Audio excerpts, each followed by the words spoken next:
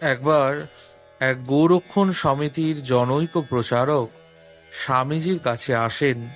উদ্দেশ্য গোমাতাদের সেবার উদ্দেশ্যে অনুদান সংগ্রহ। তিনি এই বিষয়ে স্বামীজির কাছে সবিস্তারে সবকিছু বর্ণনা করেন। তাতে স্বামীজি তাকে বলেন, এইবার মধ্যপ্রদেশে ভয়ানক দুর্ভিক্ষ হয়েছে, তা তাদের সভা এই বিষয়ে কি কোনো ইতিবাচক পদক্ষেপ গ্রহণ করেছে? তাতে ওই প্রচারক অসম্মতি জানান। তখন তাতে স্বামীজি বলেন, নিজের ভাই মরতে বসেছে জেনেও তাদের জন্য কিছু না করে পশু পাখির রক্ষা নিমিত্ত যারা রাশি রাশি খাদ্য বিতরণ করেন তাদের সংস্থার প্রতি বা তাদের কর্মপদ্ধতির প্রতি আমার এতটুকু সহানুভূতি নেই, এবং তাদের দিয়ে দেশ বা সমাজের কোনো উন্নতি হবে এ বিষয়েও আমার সন্দেহ আছে।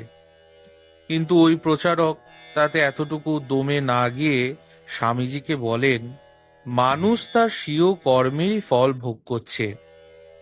এই কথা শোনা মাত্র স্বামীজির অভিব্যক্তিতে এক অবর্ণনীয় পরিবর্তন দেখা দিল।